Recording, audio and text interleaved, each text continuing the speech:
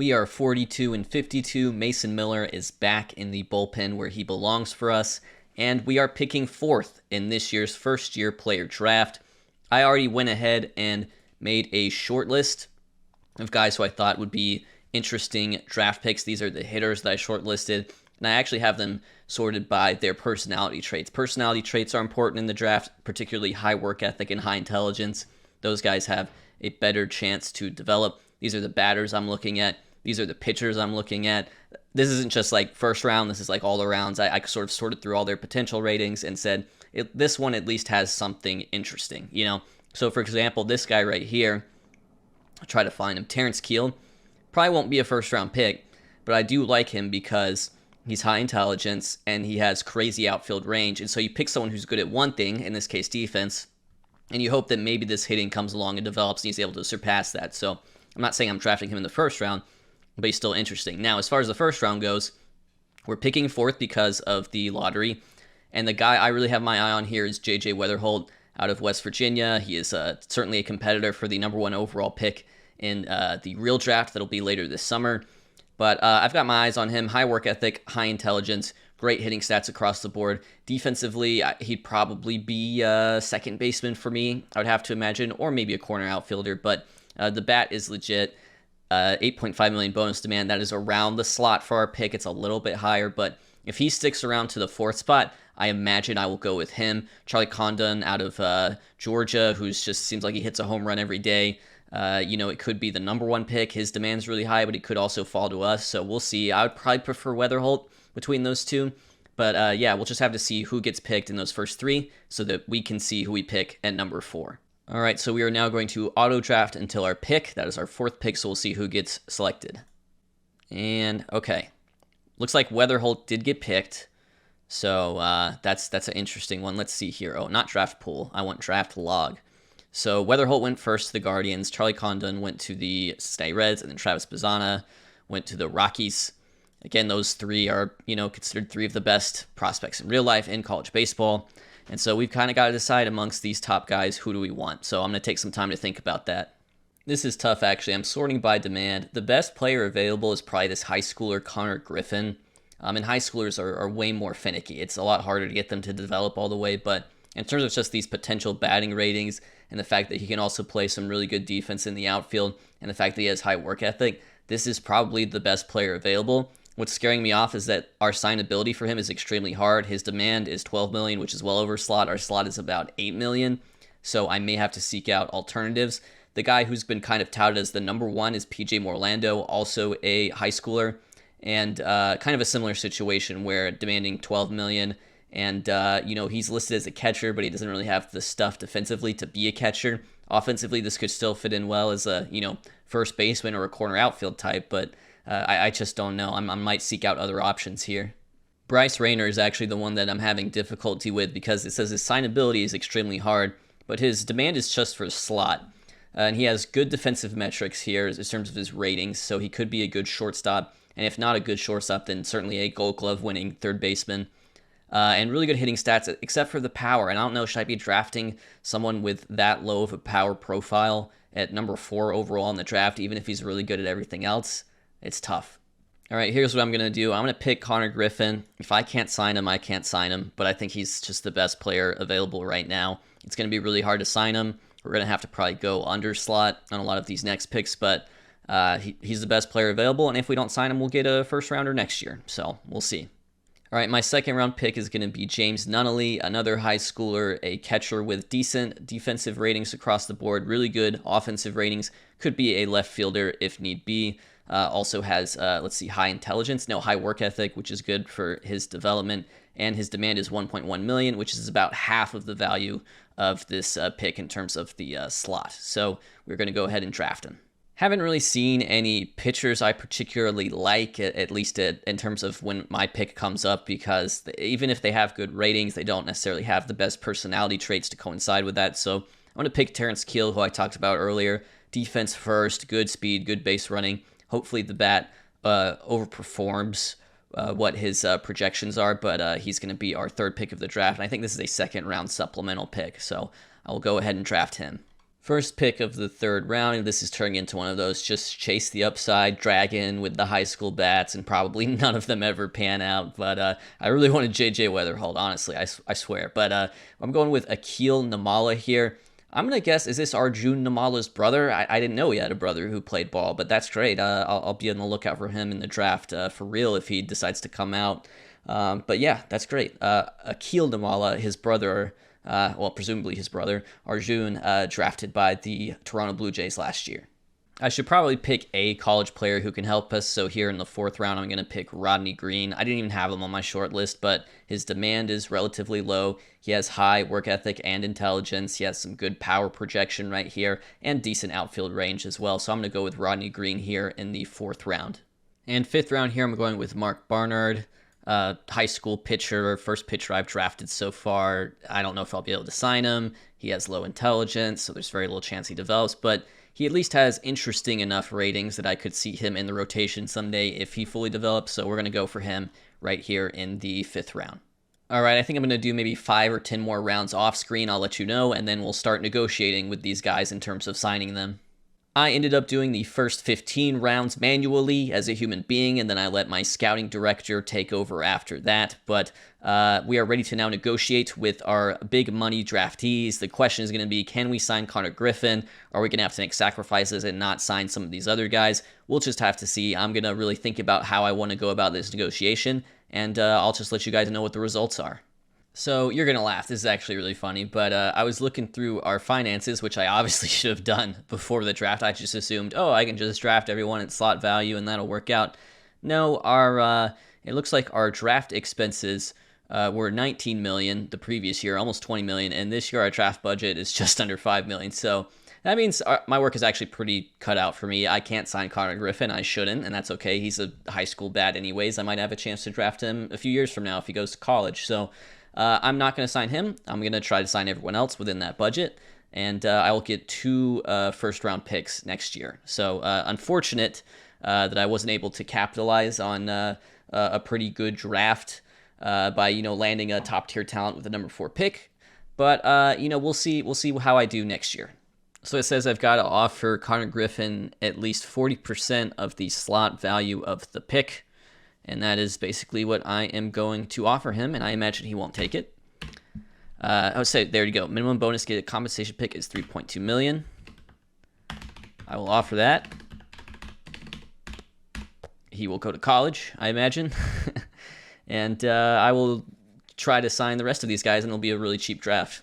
We have our first major injury, I suppose, and this is coming in the midst of those draft pick negotiations. I've just made a little bit of a realization that might allow me to get Connor Griffin. We'll see. He may be so insulted by my offer that he goes to college anyways. But Joe Boyle, torn labrum shoulder, 7 months, so that is effectively going to end the season for him. Hopefully he'll be ready to go for spring training next year, but we're going to have to retool our bullpen a little bit in the meantime. The good news is the bullpen has been a real strength of ours.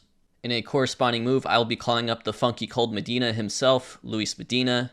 He will slot into our bullpen for now. He is back from his injury, and he'd been pitching in AAA for a little bit. We're here at the All-Star break with a 44-53 record. Here are your All-Star game rosters. Any surprises jumping out to you? Let me know in the comments down below. Our one All-Star, I thought it was going to be Zach Geloff, is in fact Kyle Isbell. So Kyle Isbell, who is pacing for a 3-WAR season out there in center, is going to be our all-star. Starting pitcher is going to be George Kirby, it looks like, for the American League. And in the National League, it's going to be Zach Wheeler. So there you go. Here are your top performers. Let's see who's leading the league in WAR, who's going absolutely crazy. Fernando Tatis Jr., it looks like, is having a really big year. OPS, almost 1,000, about 30 points shy of 1,000, pacing for a 7-WAR season. And then the American League, who is having an absolutely massive year. I guess Judge is the answer to that question. Judge on pace for 45 homers, 151 OPS plus. That is just a look around the league. And actually, let's look at the standings while we're at it.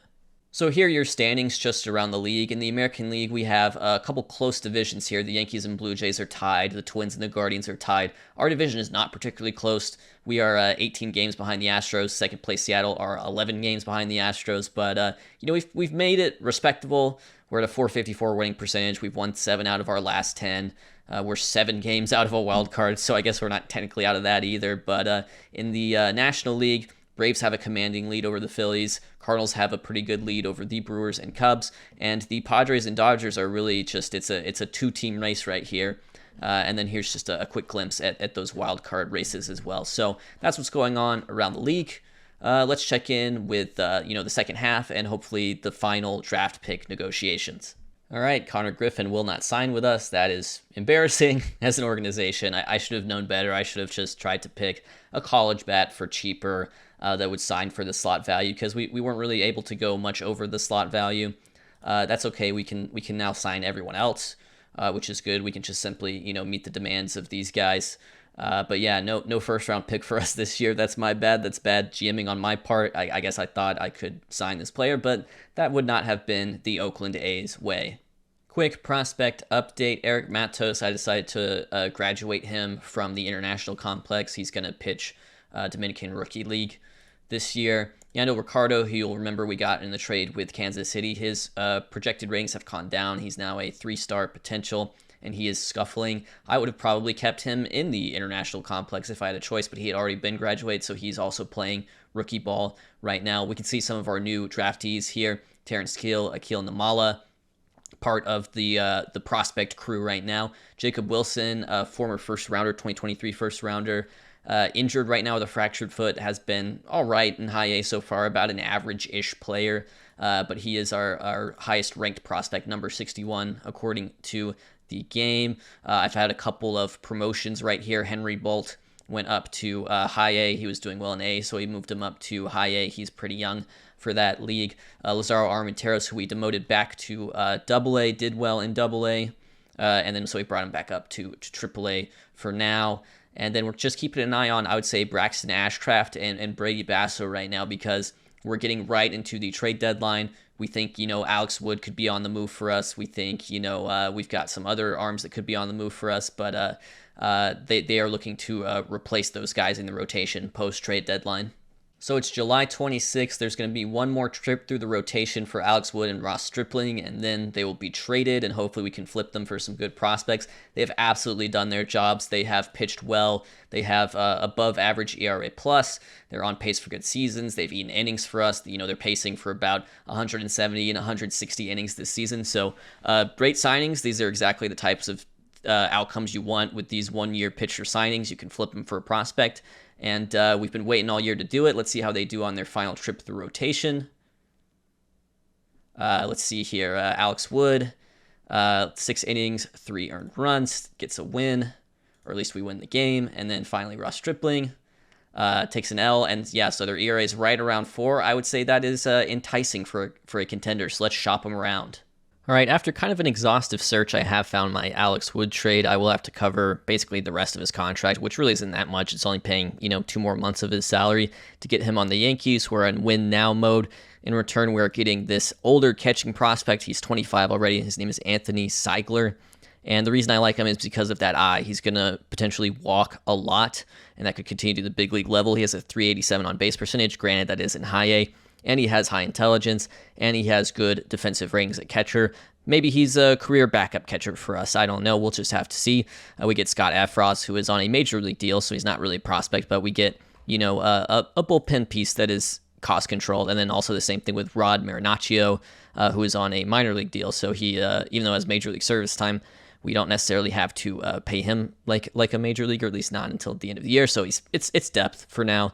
But yeah, we're going to make this trade with the Yankees, who are in win now mode, and they are going to take Alex Wood for the next 2 months. Alex Wood, you did your job. We got something in return. And, we'll hopefully be able to repeat that next year in the offseason, by signing another pitcher and, using them to build up cheap innings and then flipping them for prospects at the deadline. So let's complete this trade. And then our final deadline deal is really just kind of a prospect swap in disguise. We do lose Andujar and Stripling in this deal. Andujar didn't really end up living up to his decent start, so we're just going to be happy to get him off the books and clear out space for Ryan Noda to return back to the majors because he's done well in AAA. Ross Stripling retained 60% of his contract. Really just couldn't find much interest at all in Ross Stripling, which surprised me. There was interest in Wood to some degree, but for Stripling, it was harder to come by. But then the prospects we're sending over, Stevie Emanuel, as we talked about a little bit, Just, I would consider him a relief prospect. This guy, Jake Garland, who wasn't even really on my radar all that much, but apparently is coveted by the Rays to some degree. Brian Buelavas is a 2.5-star potential. He's probably the highest potential prospect we have, and even though he does have high work ethic, who's just rating wise, I just don't feel that strongly about. I don't feel that strongly about him. I'm okay letting him go. And then Daniel Zuzak is a prospect we've been watching, is a prospect we've been keeping an eye on, but we did just trade for a catching prospect from the Yankees as well. In return, we'll be getting two prospects who I absolutely covet. So I'll show you them. This is Brock Jones, a 23-year-old outfielder, great power potential, great eye potential, could walk a lot, 65 outfield range, could play in center, having a strong season in high A. And then honestly, for me, the one I really covet is Adrian Santana, because even though just a league average hitter, switch hitter, has some speed, can steal some bases, 70 infield range, high work ethic. So, it's basically a prospect swap. This seems like, Ray's trying to do a win now, get Andujar and Stripling in disguise, but really we're swapping prospects here, and that's how we're handling this trade deadline. Braxton Ashcraft is day-to-day with a sore elbow. We're not going to bring him up just yet, but it will be just a few days from now. But the guy who we are absolutely bringing up is Brady Basso, who, and I really don't know much about this player in real life or anything, but has done really well at the AAA level. We did bring him up for a run of starts, 3 starts in the middle of the year, back when Mitch Spence had an injury, and he performed well in those starts, so it has been kind of long overdue. He's 26 years old, but he has solidified that he will be part of this rotation for the stretch, so we're going to go ahead and promote him to Oakland, and Braxton Ashcraft soon to follow once he gets his day-to-day injury over with.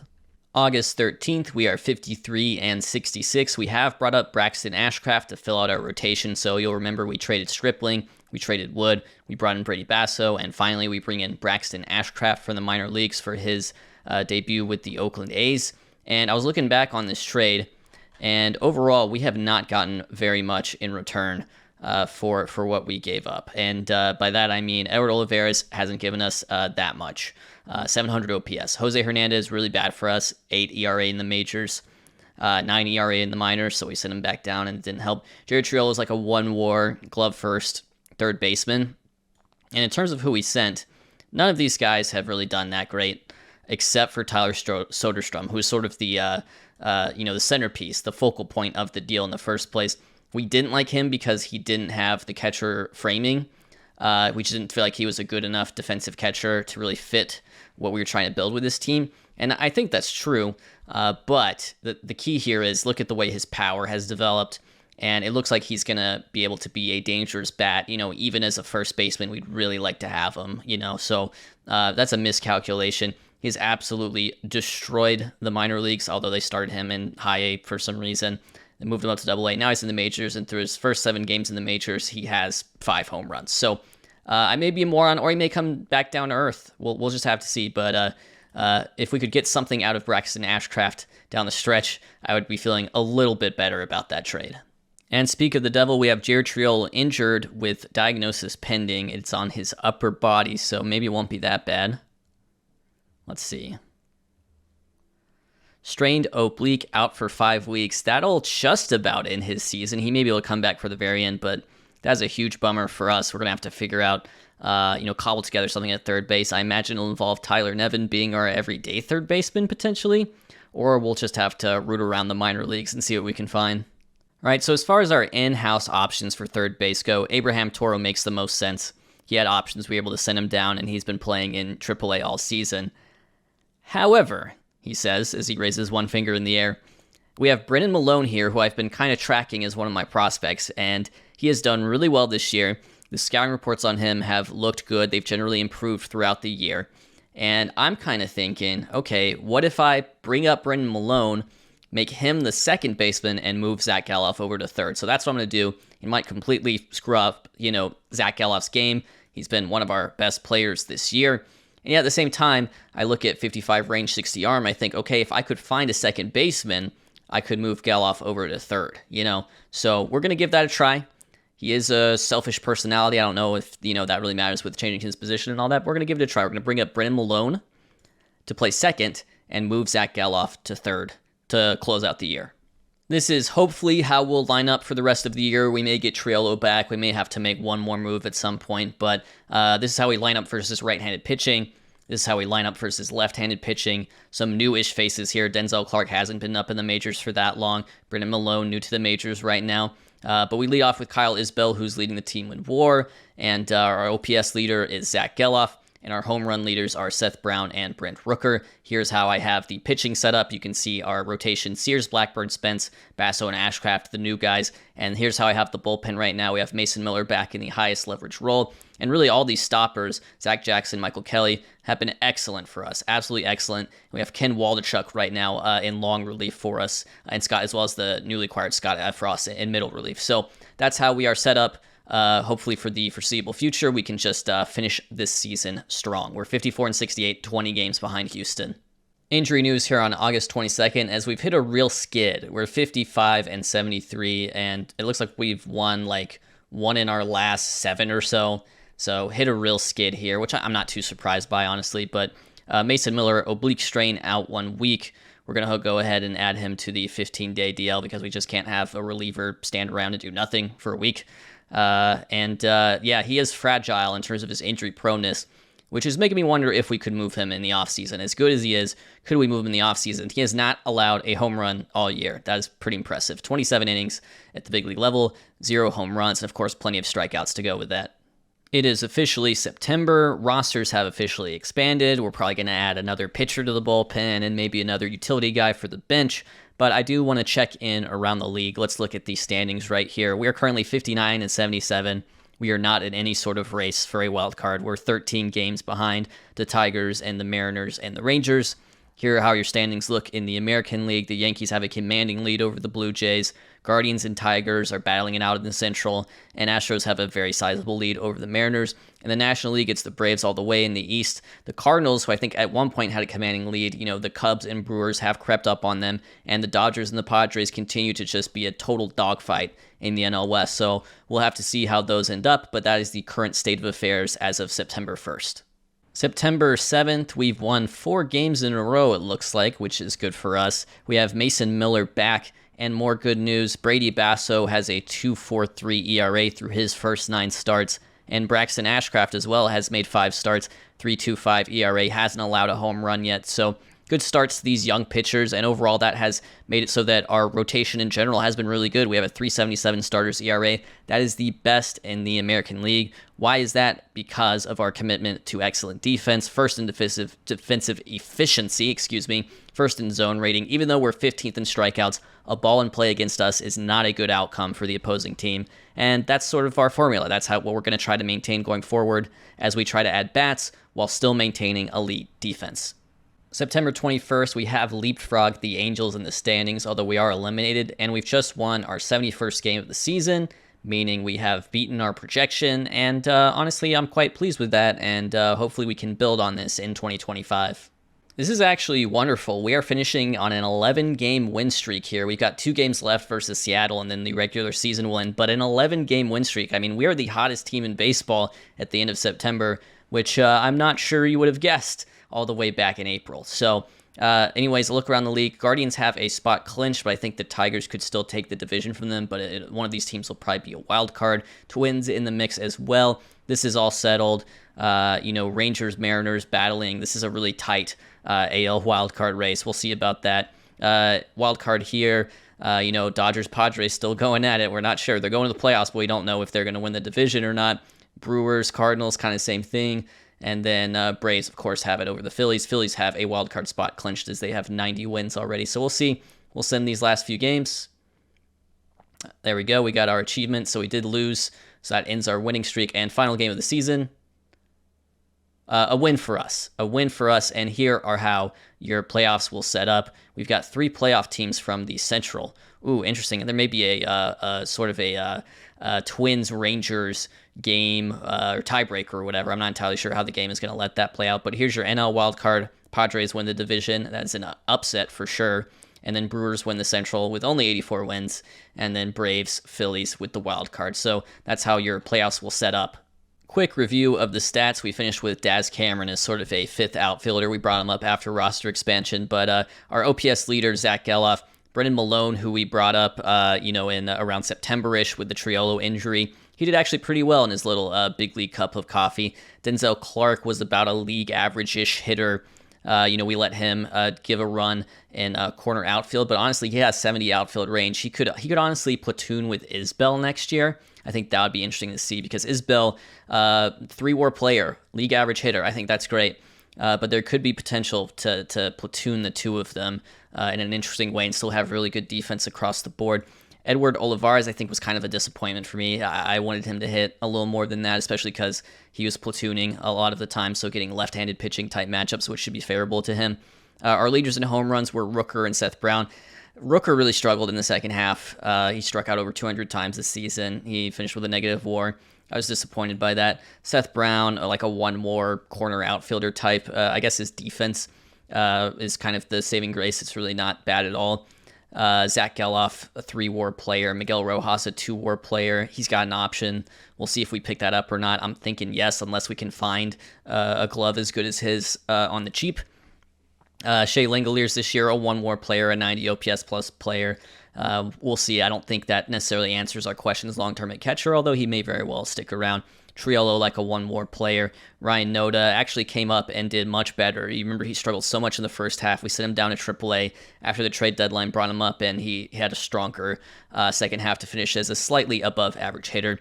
So that's encouraging. Pitching, of course, was great, although a lot of it a result of the efforts of our defense. JP Sears, though, excellent. 200 strikeouts, 180 innings pitched, ERA well under 4 WAR. He was definitely our ace. Paul Blackburn, he was there. He ate the innings, 116 ERA plus. Mitch Spence, Rule 5. Not often you get a Rule 5 like that in the rotation. 147 innings of 3.67 ERA. Happy about that. In the bullpen, I think Zach Jackson was actually kind of a highlight for us. 2.18 ERA. Does it say how many saves he got? Where are his save numbers? 14. Mason Miller, interesting because he's fragile, but a great year. Under 2 ERA, 8 saves for us. So bullpen was definitely a strong suit. The pitching overall was great for us. Brady Basso, who we called up, 2.29 ERA in 78 innings pitched. That's great, but I'm looking at some of these ratios and strikeouts and walks, and I'm like, I don't know. And then Braxton Ashcraft, you probably want to know about too. 4.28 ERA, but honestly, looking a little more sustainable than what Brady Basso was doing. So that's sort of our team year in review. Very pitching and defense focused, and we're going to try to add to the lineup for sure. So just to clarify here, it looks like what happened is the game let the Guardians win the division. So there's not really 3 wildcard teams. The Guardians are division winners, and then the Tigers, Twins, Rangers are your 3 AL wildcard teams. It doesn't really matter that much because they were the Central had the worst record of all the division winners, so they all have to play in the wildcard round anyway. So we'll take a look at that. This is the playoff tree, and we'll just sort of sim along here. All right, Tigers, Guardians, Phillies, and Cardinals advanced in the wildcard round. Here's the divisional round, a best of 5. Quick lead for the Tigers and Yankees. They're up 2-0 in the American League. 2-0 for the Padres and Braves as well. So these could be some quick series.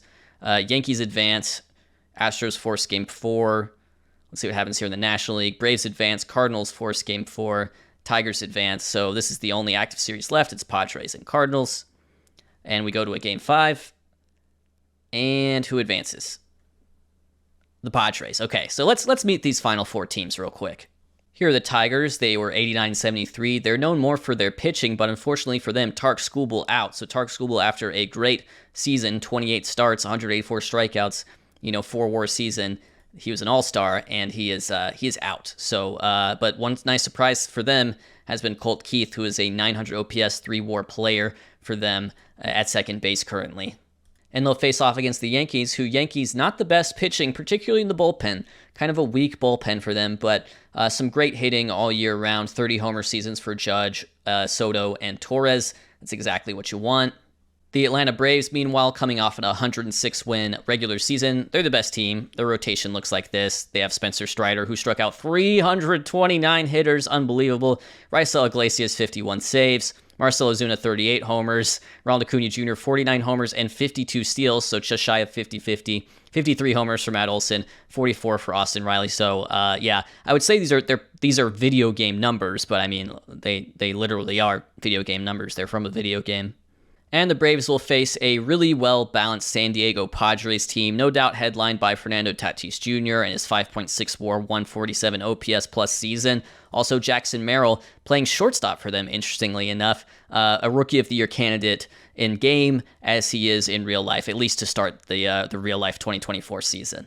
Tigers have a 3-1 lead over the Yankees, and they advance, so it'll be the Tigers in the World Series. Braves with a 3-1 lead over the Padres, and they advance. So the scene is set. A World Series between the Tigers and Braves. Who will win?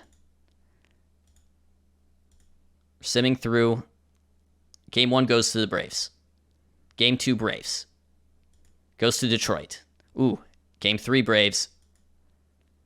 Detroit gets a win. It's 3-1. 3-2.